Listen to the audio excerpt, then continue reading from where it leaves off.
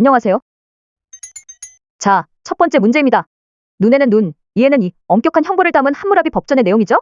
이 법전을 만든 나라는 바빌로니아 왕국이에요. 1번, 히타이트의 멸망, 맞죠? 파라오가 신권 정치한 거는 이집트니까 2번은 틀렸어요. 3번은 헤브라이, 4번은 이집트에 대한 설명이에요. 5번은 페니케아니까 답은 1번이네요. 히타이트는 고대 철기 문명이 일찌감치 발전된 곳으로 추측되기도 하는 넓은 영토를 가졌던 국가로 지금의 튀르키예 지역을 중심으로 발전했었죠. 이 문제 보기의 설명은 메소포타미아 문명에 대한 거죠? 그럼 메소포타미아의 신전인 지구라트가 딱 보여야 돼요.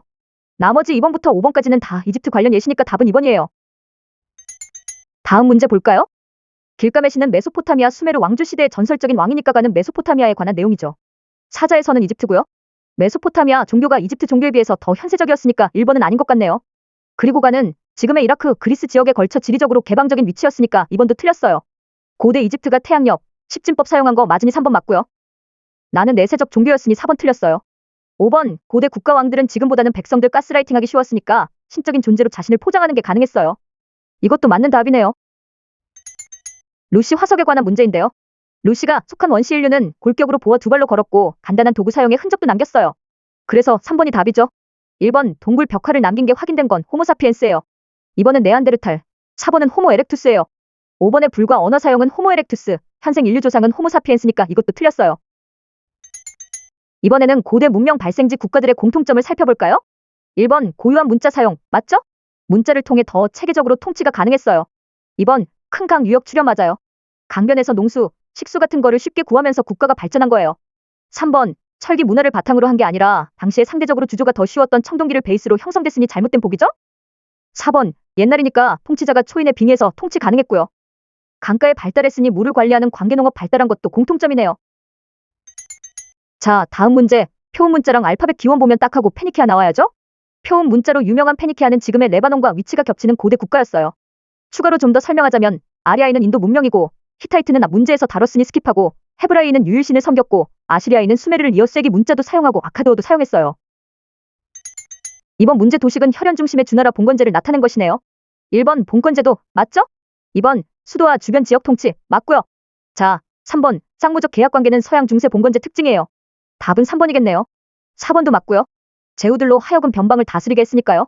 5번 중앙의 통제력 약해질수록 지방 제후의 해당 지역에 대한 권력이 강화되겠죠. 우리나라도 저기 시골로 갈수록 폐쇄적이고 좀 그렇잖아요. 이번 문제는 조금 어려워 보이는데요. 기억, 불을 사용한 호모 에렉투스를 일단 기준으로 놓자고요. 니은, 시체 매장 네안데르탈렌시스가 기억 다음이어야 되고요. 디귿, 직접 조상 호모사피엔스는 니은보다도 뒤에 와야죠. 마지막 니을, 오스트랄로피테쿠스가 제일 앞에 나와야 하니까 정답은 4번입니다. 빈칸 기억에 들어갈 거는 뭐죠? 이 시기 인더스 강가로 진출한 사람들은 아리아인이니까 답은 2번이네요. 그리고 아리아인들은 나중에 겐지스 강 부근까지 세력을 뻗쳤고요. 힌두교의 경전인 베다를 근간으로 해서 브라만교를 만들었어요. 이 브라만교가 나중에 힌두교로 발전하죠. 아무튼 브라만교로 강력한 신분제인 카스트제를 운영했고요. 이 시기에는 철제 농기구를 사용했어요. 모헨조다로는 아리아인이 침입하기 이전에 생긴 인더스 문명기의 도시 유적지예요. 자, 그동안 풀었던 문제들 생각하면 이번 문제는 쉽게 풀 수 있어요. 디귿, 표음 문자 사용은 페니키아, 리을, 피라미드는 이집트니까 남은 기억과 니은이 답이겠죠. 고대 수메르인의 60진법은 지금도 쓰이는데 60분을 1시간으로 쓰는 것이 좋은 예의죠. 60도가 정삼각형의 각들이라서 60진법이 유래한 것인데요. 천체를 관측하면서 발달한 것이고 태음력도 밤하늘의 별과 달의 움직임을 관측하면서 발달했죠. 고대 문명 문제인데요. 파라오, 피라미드, 스핑크스 같은 것들이 나오면 이집트 문명이 딱 나와야죠. 그래서 답은 1번가예요. 나는 메소포타미아 문명지, 다는 인더스, 라는 아리아인에 의해 발전된 겐지스, 많은 중국의 황하 문명지예요. 옛날 유물들의 활용에 대한 문제예요. 1번 빗살무늬 토기는 그 크기에 따라 각각 달랐을 것으로 추측되는데요. 대형은 음식 저장용, 중형은 취사용, 소형은 식기와 음식 준비 과정에 각각 사용되었다고 하네요. 2번 가락바퀴는 신석기 시대부터 청동기 시대까지 사용된 실을 짜는 도구의 부속품이에요. 이 가락바퀴가 돌면서 중앙에 구멍에 있는 막대로 실을 꼬아주는 거였어요. 3번 주먹도끼는 사냥 등에 쓰인 흉기고요. 4번 반달돌칼은 청동기 시대 유물로 작은 구멍 사이에 끈을 넣고 그 끈 사이에 손을 넣어준 다음에 곡식에 나다를 빼내게 만들어진 거예요. 그니깐 4번이 정답이네요. 5번은 칼처럼 생겼지만 중국 화폐 명도전이에요. 다음 문제 보죠. 가는 원시 상태의 반대 개념이니까 문명사회겠네요. 1번은 틀렸죠. 문명사회는 큰 강 유역에서 발전했으니까요. 본격적으로 신분제가 발달했으니까 2번도 틀렸고 석기시대 이후 청동기 시대부터니까 3번도 틀렸어요. 4번은 철기시대니까 문명사회의 설명으로 맞기는 하지만 위 지문은 문명사회 초창기를 가리키는 것 같으니까 5번까지 볼게요. 5번은 고대 문명 발상지에 대한 내용이니까 이 5번이 정답이겠네요. 이 문제는 중국 주나라의 봉건 제도에 대한 문제네요. 답이 딱 3번으로 나오지만 다른 것도 좀 살펴볼까요? 화랑도는 신라의 청년 조직이고 일본에 있는 칠지도는 백제가 준 특이한 검이에요.